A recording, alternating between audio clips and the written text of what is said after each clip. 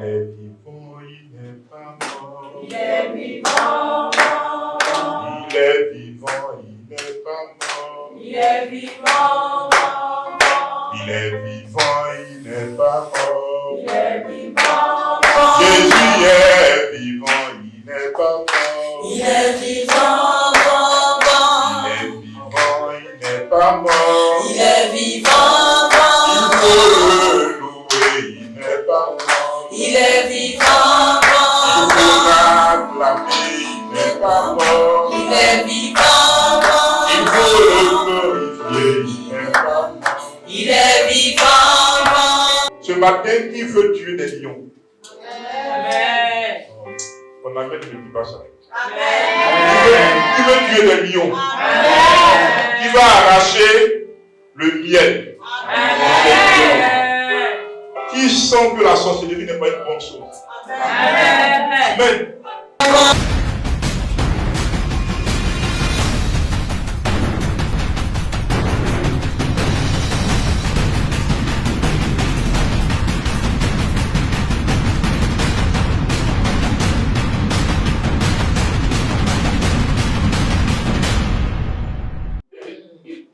La mentalité, ça compte dans le combat spirituel.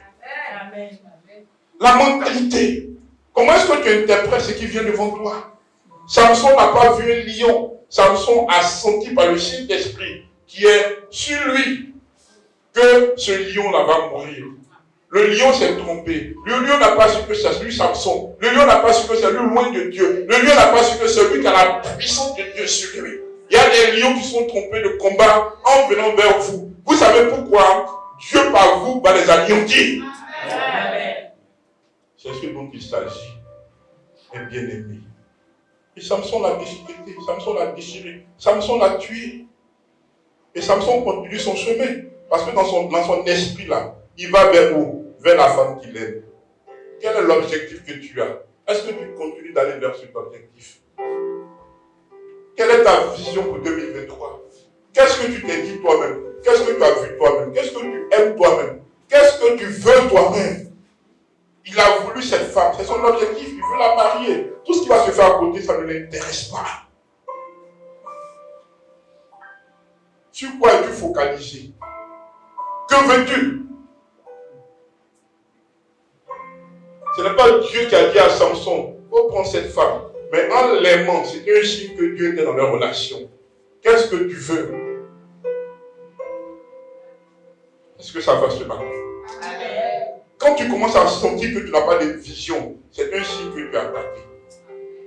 Quand tu commences à perdre l'enthousiasme de la vie, c'est un signe que tu es attaqué. C'est un signe de dépression. C'est un signe d'anxiété. Et ce n'est pas bon. Quand c'est comme ça, les seules images qui reviennent dans ton esprit, c'est la mort. Tu vois que c'est fini pour toi. Non, c'est pas tout ce que vous voyez en songe qui est esprit de mort. Ça signifie que sans le savoir, tu es toi-même en train d'aller vers la mort. C'est-à-dire que tu commences à penser que ta vie n'est pas utile. Or, il y a encore de l'espoir pour toi. Le lion, il s'est levé. Il a anéanti le lion. Est-ce qu'on se comprend ce matin? Et quelques jours plus tard, il passe, il découvre dans le cadavre du lion du miel. Ce lion-là avait en son sein du miel. Ces problèmes que tu peux traverser ont leur sein des bénédictions inimaginables. Amen. Amen. Est-ce qu'on se comprend? Tout ce qui arrive concourt au bien de ce Dieu. Tout ce qui t'arrive, c'est pour un but. Quel que soit ce qui t'arrive qui fait mal, Dieu est bizarre. Mais dans sa bizarrerie, c'est lui qui a toujours raison. Dieu a toujours raison, mes bien-aimés. Dieu a toujours raison. Dieu est merveilleux. Dieu est glorieux. Dieu est puissant. Dieu a dit que nous continuons de lui faire confiance. Ne convoitons jamais. La Bible dit que l'homme ne reçoit que ce qui lui vient du ciel. Ce qui vient du ciel pour toi, tu vas le recevoir. Et la vie ne se limite pas à avoir ce qu'on veut. Il y a plus que ça. Le plus important, c'est que tout le temps, tu sois connecté à Dieu. C'est parce que Samson était connecté à Dieu que lorsqu'il a vu le lion, il n'a pas eu peur. Et la puissance de Dieu l'a poussé à tuer le lion. Il aurait pu avoir toutes les richesses de ce monde. Mais un lion vient, le lion va le tuer. Donc n'enviez pas, surtout les païens. Parce que le païen peut tout avoir en un seul jour. Un petit démon peut le tuer. Toi, dans ton cas, même Satan lui-même ne peut plus te tuer. Parce que le dernier ennemi qui est la mort, Jésus l'a vécu pour toi. La mission que Dieu nous confie là, nous prépare bizarrement à ça. Le lion qui te fatigue, tu vas le tuer et tu mangeras le miel qui est caché dans ce lion. Est-ce que tu comprends ce matin? Parce que la Bible dit qu'ils vont quitter l'Égypte pour aller là où coule le miel et le lait. Regardez, quand vous lisez bien Exode chapitre 3, verset 8, la Bible dit que le pays de Canaan en question était déjà possédé, était déjà habité par 7 peuples. C'est ce que Dieu te donne, peut contenir des ennemis. Dieu n'aurait-il pas pu enlever ces ennemis-là? N'avait-il pas le pouvoir d'ôter les ennemis? Non. Dieu te donne des choses avec des épreuves pour que ton caractère change, pour que ta mentalité change.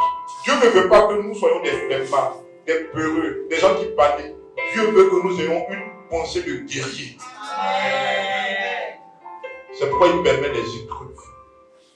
Dieu t'a béni, mais il y a encore des peuples dont il faut que tu te dégages, qu'il faut que tu chasses ta bénédiction, qu'il faut que tu chasses de ce que Dieu t'a donné. Parce que tu dois avoir la mentalité de conquérant. C'est comme ça. Et dans telle situation, il pleure. Pourquoi c'est comme ci? Pourquoi c'est comme cela? Non. C'est déjà comme ça, lève-toi. L'obstacle est là pour que tu puisses le vaincre. Tu ne peux pas le contourner. Si tu arrives à le contourner, ça ne veut pas dire qu'il n'est pas là. Il est là. Tu dois pouvoir l'ôter par la puissance, par la rage de vaincre. C'est comme ça qu'on fait. Tu dois tuer le lion qui t'empêche de voir la gloire de Dieu. Allez, Dieu leur donne Canaan, mais dans Canaan habite des peuples. Dieu te donne des bénédictions, mais il y a des esprits qui perturbent cela. Ça ne veut pas dire que Dieu ne t'a pas donné. Il t'a donné, mais il attend de toi un caractère guerrier. Un jour, j'ai regardé un documentaire qui m'a plu.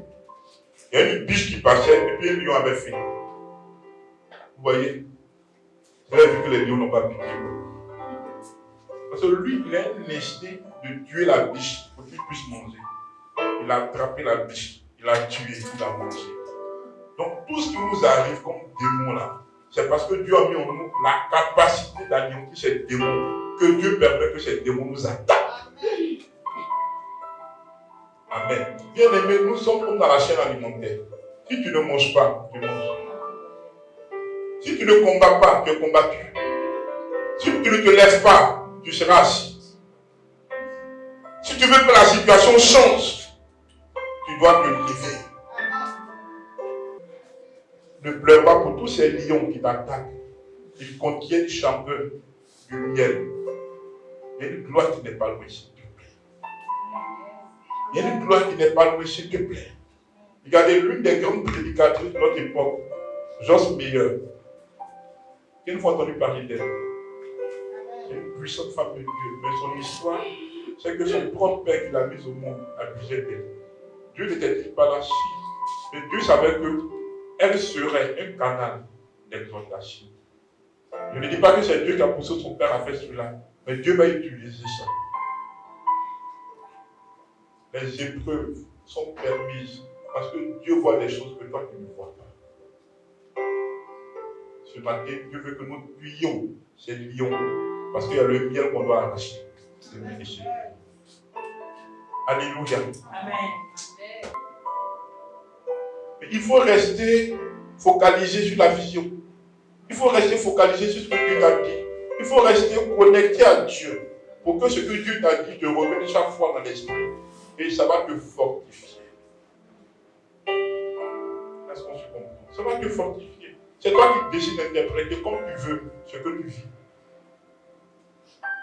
Alléluia. Moïse a vu des espions au nom de 12 à Canaan. Quand ils sont partis là, eux ils les voyaient comme des géants qui avaient tué.